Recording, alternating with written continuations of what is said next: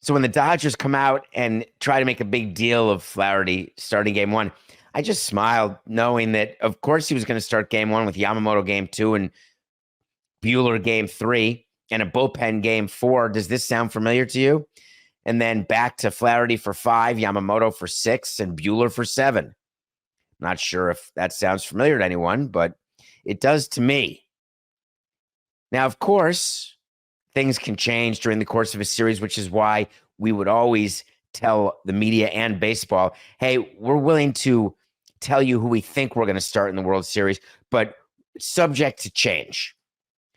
Our World Series, we had a change. We moved Josh Beckett up from game 7 to game 6 when we had a chance to win it in New York at Yankee Stadium. So we pitched him on short rest. Pitching a player on short rest, it depends how they perform. It depends how young they are. It depends how they're going that postseason. There is nobody in the Dodgers rotation who is worthy of short rest mention.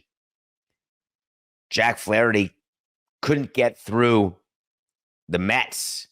He had to wear it his last start. Had a great start earlier in the postseason against the Pods. Yamamoto's been up and down.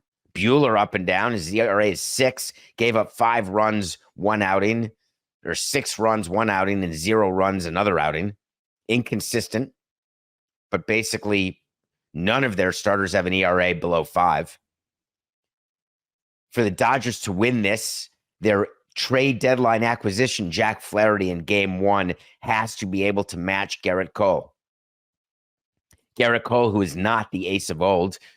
Jack Flaherty, he was never an ace, but he was a solid number 2.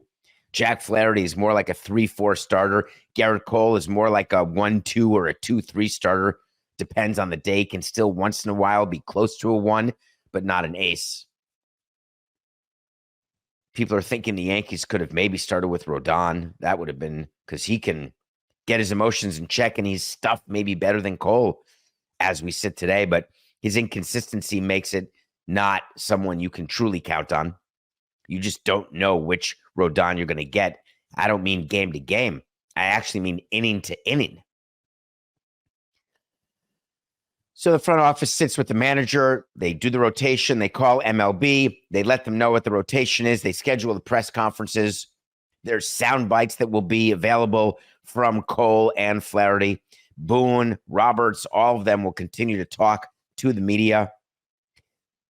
Andrew Friedman, Brian Cashman will have to talk to the media.